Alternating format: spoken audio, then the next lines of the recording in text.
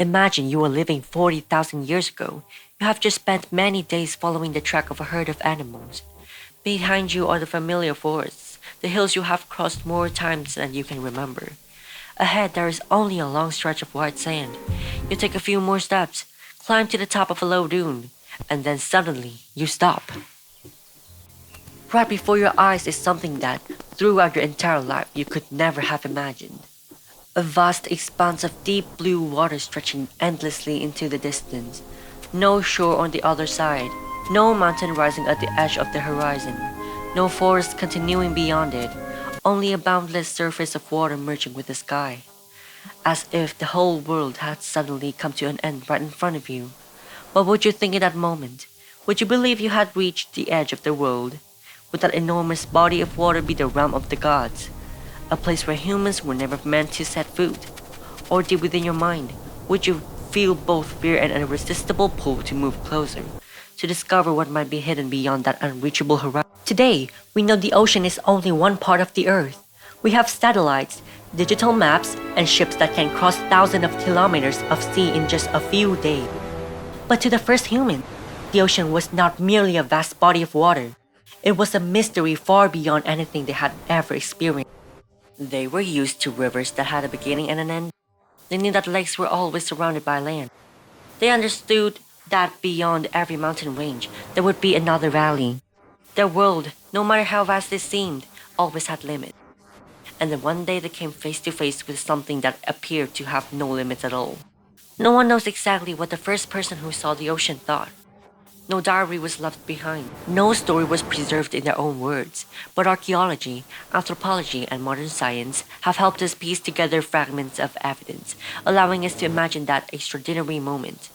In today's video, we will travel back tens of thousands of years and place ourselves in the footsteps of the first humans who stood before the sea. We will explore what may have happened inside their mind, why the ocean was both nature's greatest fear and its most irresistible invitation, and how that first encounter with endless water helped change the course of human history. Perhaps, in the very moment when one human being stood silently before the ocean, an entirely new chapter of civilization quietly began. To truly understand what the first humans may have felt as they stood before the ocean, we must first turn the wheel of time back millions of years. That encounter did not happen in a single moment, nor did it belong to one individual or one particular tribe. The ocean was not discovered in the way later explorers uncovered new lands. Instead, as the ancient human species gradually expanded beyond Africa, countless groups reached coastlines across the world, one after another, each experiencing that same breathtaking sight for the very first time. The earliest of these people were most likely not modern Homo sapiens, but Homo erectus, a human species that began leaving Africa around 2 million years ago. Over the course of that journey, which spanned hundreds of thousands of years, they gradually spread into the Arabian Peninsula, East Asia, and many other coastal regions. Archaeological evidence shows that they learned remarkably early to take advantage of shellfish, sea snails, stranded marine animals, and a wide variety of food sources found along the shoreline. This tells us that the ocean was not merely an awe-inspiring spectacle, it quickly became an essential part of humanity's struggle for survival. Our first encounter with the sea happened in a different time and in a different place. Yet each one confronted humans being with this very same question. What lies beyond that endless horizon? What made the ocean such a profound shock to ancient humans was not simply its immense size, but the way their brains had evolved to understand the world. Then one day, all of those familiar rules suddenly disappeared. Before them stood no trees, no cliffs, and no landmarks for their eye to anchor themselves to. There was only a calm, or sometimes restless, expanse of water stretching all the way to the horizon. Beyond that lay an endless void, direction, and remember the paths they have traveled. Then one day, all of those familiar rules suddenly disappeared. Before them stood no trees, no cliffs, and no landmarks for their eyes to anchor themselves to. There was only a calm, or sometimes restless, expanse of water stretching all the way to the horizon. Beyond that lay an endless void, where the human eye could no longer perceive an ending. For a brain designed to interpret landscapes with clear boundaries, there was almost a paradox. Modern psychological research shows that humans naturally rely on differences within the landscape to judge distance and scale. When those points of reference disappear, the brain's ability to estimate space begins to break down. That is why, when gazing out over the sea, many people feel as though the water is both remarkably close and impossibly vast at the same time. Ancient humans must have experienced this sensation far more intensely because they had never encountered anything remotely like it in their entire lives. It was not only their vision that was confronted with something entirely new, their hearing was as well. In the natural world, a human brain evolved to detect distinct sounds, a snap of a branch signaling that a predator was drawing near, the song of a bird, the rustling of leaves, or the footsteps of prey. Every sound carried a specific piece of information that needed to be interpreted. But the sound of the ocean was different. It was a continuous sound, with no clear beginning and no discernible end. A steady roar that never ceased, offering no obvious signal for the brain to analyze. To someone standing before the ocean for the very first time, that sound must have been both mesmerizing and deeply unsettling. They would not have known what to focus on, nor whether the sound was a warning of danger or was simply another part of the natural world. When the eyes could no longer find familiar points of reference and the ears could no longer recognize meaningful signals, the brain was forced to confront an environment that lay completely beyond the boundaries of its accumulated experience. What those early humans felt was more than simple fear. It was a state that psychologists today describe as awe in the face of vastness, a complex emotion that blends wonder, curiosity, and unease, arising when people encounter something so immense that their existing mental frameworks can no longer explain it. And perhaps it was in that very moment that, for the first time in history, the human brain began to learn one of its greatest lessons, that the world was far larger than it had ever imagined. What makes this even more fascinating is that the overwhelming sense of awe experienced by ancient humans is not merely a matter of speculation. Even today, anthropologists and psychologists continue to document remarkably similar reactions in people who see the ocean for the very first time after growing up in the regions completely isolated from the sea. Many describe feeling both astonishment and fear. Some even experience dizziness or nausea when confronted with a horizon that stretches endlessly into the distance. Researchers believe that this response occurs because the brain's visual system and sense of balance are suddenly forced to process a space so vast that it exceeds anything they have ever encountered before. Even so, these modern experiences represent only a small fraction of what our ancestors must have felt. People today, even if they have never seen the sea with their own eyes, have still heard about the ocean through books, photographs, documentaries, or the stories of others. Their minds possess, at the very least, a concept to hold on to. Ancient humans had nothing of the sort. When they stood before that endless expanse of water for the first time, they were not simply witnessing a new landscape.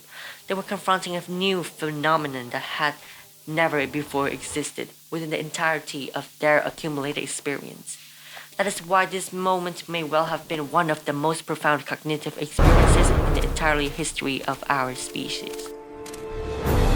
What is truly remarkable is that humans did not choose to turn away from what they could not understand. Instead of fleeing the ocean forever, people across countless cultures gradually found a way to transform that fear into something they could make sense of. They told stories about the sea, they gave it a personality, a will, and a soul. That is where mythology began to emerge. Separated by thousands of kilometers and with no contact whatsoever, many ancient civilizations created stories that were astonishingly alike. The Greeks believed that the sea was ruled by Poseidon, a god who could unleash furious storms and towering waves, or grant sailors safe and peaceful voyages. The Norse told of Jormungandr, the colossal serpent that encircled the world beneath the ocean, alongside Aegir, the sea god who determined whether every voyage would end in safety or disaster. Meanwhile, the Polynesian peoples, who would later become some of the greatest navigators in human history, passed down stories of sea deities and ancestors who transformed into stars or ocean currents to guide their descendants across the vast waters. At first glance, these stories may seem like nothing more than products of human imagination, but from the perspective of cognitive science, they serve an extraordinarily important purpose. The human brain evolved to understand the world through characters, motives, and stories. It is far easier for us to make sense of a violent storm by imagining that someone is angry than by visualizing the complex interaction of atmospheric pressure, tides, and wind. So, when confronted with a phenomenon that far too immense to explain through existing experience, humans instinctively transform the ocean into a living force with its own will. It was not a failure of reasoning, it was a cognitive tool that allowed human mind to tame what otherwise seemed impossible to comprehend. Perhaps it was through these very stories that fear gradually gave way to curiosity. The ocean was no longer merely a terrifying, endless expanse. It became a world that could be explored, irrespected, and eventually crossed. And from those earliest myths, humanity's journey toward the open sea truly began. If mythology helped humans overcome their fear in the mind, archaeology reveals how they quickly transformed that newfound courage into real action. What is truly remarkable is that their first encounter with the ocean, humans did not choose to retreat from the shoreline. Instead, they gradually learned to live alongside the sea and make use of the abundant resources that its vast waters provided. Archaeological sites in South Africa, dating back more than 100,000 years, have uncovered clear evidence that Homo sapiens systematically harvested shellfish, mollusks, and a wide variety of other marine food sources. This shows that the sea was no longer merely a breathtaking spectacle, it had become an essential part of humanity's strategy for survival. From those first tentative steps, the relationship between humans and the ocean began to change. Yet, the most astonishing achievement would not come until tens of thousands of years later. Around 65,000 years ago, our ancestors undertook sea voyages to reach Australia. Even though sea levels during the Ice Age were much lower than they are today, they still had to cross at least 100 kilometers of open water. What makes this even more extraordinary is that they could not see their destination from where they departed. They set out across the sea toward a place they could not even be certain existed. That was more than an act of courage, it was a leap in human intelligence. Over the centuries, humans continued to refine their seafaring skills. The pinnacle of this achievement was reached by Polynesians, widely regarded as some of the greatest navigators in history. Without compasses or modern maps, they found their way by reading the positions of the stars, the patterns of ocean swells, the direction of currents, the colors of clouds, and even the flight paths of seabirds to determine where land lay beyond the horizon. What had once been the ultimate symbol of fear was eventually transformed into a vast network of information that the human mind could learn to read. The ocean was no longer a boundary separating the world. It became the highway that connected civilizations and expanded humanity's reach across the globe. What ancient humans experienced when they first stood before the ocean is known today by psychologists as awe, a profound sense of wonder in the presence of something so vast that it transcends one's ability to fully comprehend it. Awe is far more than simple surprise. It is an emotion that arises when the brain encounters something so immense, so complex, or so magnificent that its existing mental frameworks are no longer sufficient to explain it. In that moment, the mind is compelled to construct an entirely new way of understanding the world. Modern research has shown that awe most often emerges when people stand before towering mountain ranges, star-filled skies, total solar eclipses, monumental works of human achievement, or the boundless expanse of the ocean. During these moments, brain regions associated with self-focused thinking become less active, while the feeling of being connected to the surrounding world grows stronger. Suddenly, we realize just how small we are compared to everything that exists beyond us. Remarkably, that sense of smallness does not usually lead to despair. Instead, it often inspires curiosity, humility, and an even deeper desire to explore. If we place this understanding within the context of hundreds of thousands of years ago, we can begin to imagine that our ancestors experienced this emotion with even greater intensity. They possessed no knowledge of geography, astronomy, or physics to explain the endless horizon. The ceaseless rhythm of the waves, or the mysterious rise and the fall of the tides. For them, the ocean did more than inspire fear. It opened the door to an entirely new cognitive experience. For the first time, human beings were forced to accept that the world was far larger than anything they had ever known. Perhaps it was from those first monuments of primal awe that the human mind began to ask its greatest questions. about nature, about the origins of the world, and about humanity's own place within the universe. It was not merely a sense of wonder before the sea. It may also have been one of the earliest forces that propelled the development of abstract thought and the enduring spirit of exploration that has accompanied humanity ever since. An intriguing question is whether prehistoric children and adults reacted in the same way when they first laid eyes on the ocean. The answer is probably no. A child's brain is naturally far more adaptable than that of an adult. When confronted with something entirely new, children are much less constrained by established mental frameworks. They are naturally inclined to explore, to ask questions, and to accept unfamiliar experiences as simply another part of the world around them. Standing before the vast sea, a child would likely have been captivated by the rolling waves, the endless sound of the surf, and the distant horizon, rather than feeling only fear. Adults, on the other hand, had already accumulated decades of experience about how the world worked. Those experiences were essential for survival, but they also made adults more likely to feel unsettled when confronted with something that lay completely beyond everything they had previously understood. The ocean was unlike any river, lake, or grassland they had ever known. It was too vast to walk around, too deep to see the bottom, and too mysterious to imagine what might exist beyond the endless horizon. As a result, an adult's first response was likely one of caution and vigilance, while children were far more likely to view the sea with wide-eyed wonder and boundless curiosity. These two very different perspectives may have complemented one another, helping early human communities remain cautious in the face of unknown dangers, while also preserving the curiosity they needed to continue exploring the vast world that lay ahead. As their initial fear gradually subsided, humans began to do something that only our species is capable of doing. They gave names to what they could not understand.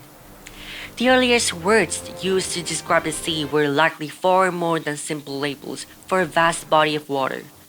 They probably carried with them a profound sense of awe, caution, and reverence for a force that lay far beyond human control. In many ancient languages, concepts associated with the sea were closely linked to infinity, chaos, or the realm of the gods. This suggests that their language did more than describe what people saw. It also reflected how they experienced and understood the world around them. Alongside language, rituals gradually emerged as well. Standing before an unpredictable ocean where tides, storms, and towering waves could claim lives without warning, people naturally sought ways to ease their sense of uncertainty. They prayed before setting sail, offered gifts to the sea, and passed down sacred stories to explain the immense power of the waters. These rituals did not necessarily change the ocean itself, but they transformed the human mind. They gave people the reassuring sense that they could still communicate with nature, that the world was not entirely chaotic, and that humanity still had a place within its greater order. Perhaps it was through those first encounters with the sea that language and ritual evolved to serve an entirely new purpose, not only to communicate information essential for survival, but also to express emotions too profound to be explained by reason alone. From that moment on, the ocean was no longer merely a feature for the natural landscape. It became a cultural symbol, an enduring source of inspiration, and a mystery that has continued to draw humanity toward exploration, generation after generation.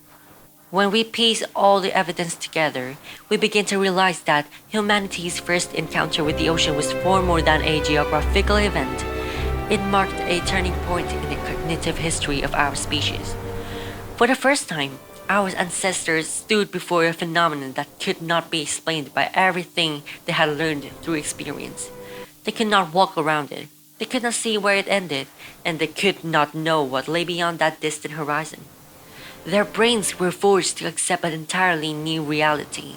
The world was far larger than anything human beings had ever imagined. Perhaps it was that very moment that transformed the way humans thought. Instead of responding only to what was immediately before them in order to survive from day to day, they began asking questions that reached beyond direct experience. What lies beyond the horizon?